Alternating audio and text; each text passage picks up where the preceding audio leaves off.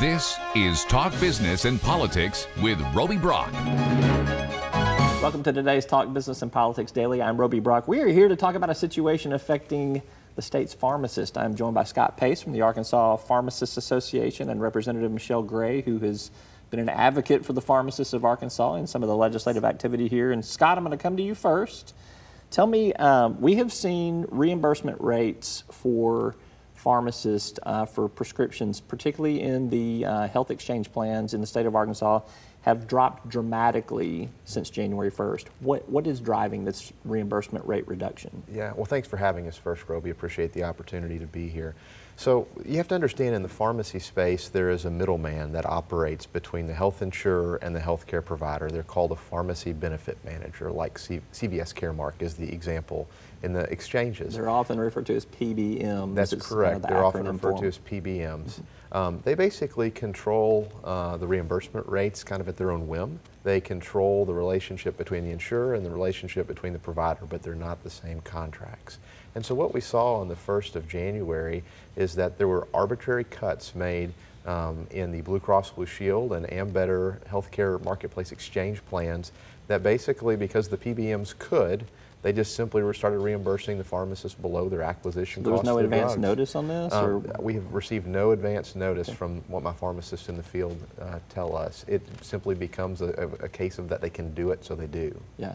Representative Gray said the PBMs, the reason that they exist is to basically, they're national in scope. They can make larger acquisitions of prescription drugs and, in theory, get better pricing, correct? Well, to some degree, but the PBMs, when they were first envisioned, they were more of just like a TPA, a processing unit. So when a pharmacist would fill a script, it got to be complex with the electronic submissions, and so the insurance companies kind of decided, well, we just need someone who will just, process that transmission. So they just started out as a processing agent, and over time they've morphed into where they've bought their own pharmacies, where they'll force plans to fill in their own pharmacies, and they've started actually dictating the rates, the reimbursement rates, as well as the contracts. So they've gotten larger. They've grown in their power and their scope. There. Yes. There is a process, I think from our reporting, I've learned that pharmacists can appeal to the PBM when these reimbursement rates change and something happens. It strikes me it's not a good process. It's almost like when the Supreme Court makes a ruling and then you ask them to reconsider their ruling. They've kind of already ruled on this, and so now why would we change our ruling again? Sort of, is that what is the appeals process and how does that work? And is it ever successful? Well, first of all, Representative Gray ran the bill that created the appeals process that we have today. It's Act 900 of 2005, and I'll let her speak to that in just a second. But what we've learned about the appeals process, it was only designed to try to affect a few claims that were paid below the acquisition cost to bring the pharmacy back to whole, not even making a profit. But what we've seen over the last several years, especially since the 1st of this year, is that the cuts to reimbursements have become so dramatic that pharmacies are not appealing one or two claims. They're having, 50% or more of their generic prescriptions that they fill reimbursed below their cost, and the appeals process has not been able to overcome that challenge. I would imagine from a policy perspective, you're wanting to maybe look at what some legislative remedies may be. Tell me what the 2015 bill was supposed to do. Yeah, no, we're looking at possible remedies moving into 2019.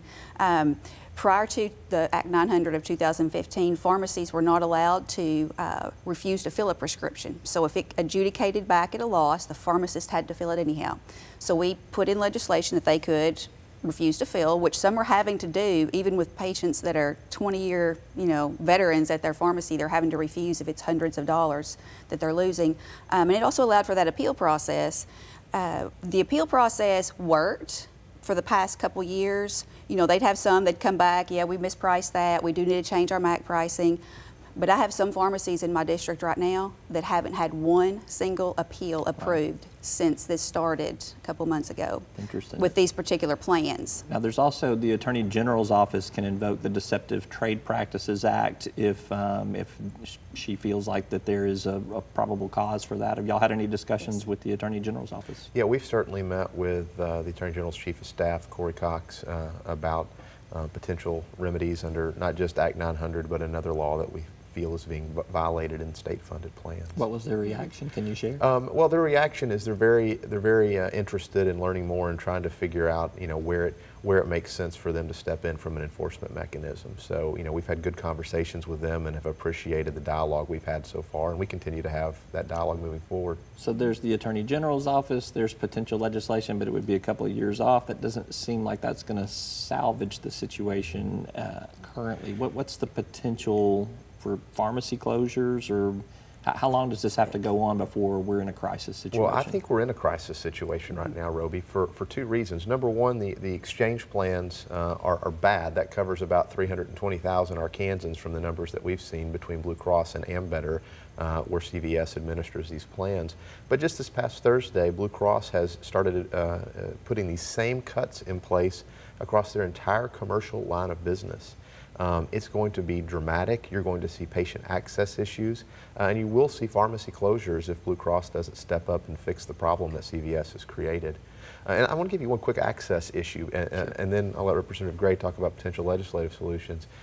We had a pharmacist this last week call us from Van Buren. A 2-year-old with the flu came in with a prescription for Tamiflu. Actually, the 2-year-old's parent came in, of course. They processed the claim through a CVS plan, and it came back and the pharmacist was going to lose $40 on that prescription to take care of this 2-year-old with the flu. The pharmacist didn't feel like they had any choice but to fill it from a compassionate standpoint, but from a pure business perspective, they couldn't afford to give away $40 with that prescription and ended up having to try to find a pharmacy that would fill it, and the closest one they could find was in Alma. So a 2-year-old with the flu's parents had to go from Van Buren to Alma because the practices of the PBMs and paying below cost is jeopardizing patient access. It's a serious issue. All right, legislative solutions. Yes. What do you think is being discussed right now? Well, we're working with the Insurance Commission, with Commissioner Kerr, looking at what we have on the books right now and what do we need to do moving forward. It's a very complex issue. We have other states. We've actually leading the states to some degree in the law we passed in 2015, but we're looking at Pennsylvania, for instance, and it's just, we're just making little strides here and there. And so, what does Pennsylvania do that might be applicable to Arkansas? Can you? I don't have the specifics Okay. of their law at hand. And that's I've read. But to finding a way for the insurance department to somehow regulate yes, to a greater degree. To regulate and oversee. And one of the things that I look at, which I've looked at current statute and the definition of an insurer through an insurance plan, and in my opinion, the PBMs are an insurer. And as long as they're an insurer, the Insurance Commission has the right to regulate them. And so we're working with them to see if that fits them right now or if they think we need to strengthen it up some so that we can actually regulate and provide oversight for them. All right, last word. Yeah, last word. I think the real challenge that we have in the middle of all this, Roby, is that we're talking about the Insurance Commissioner, we're talking about the Attorney General.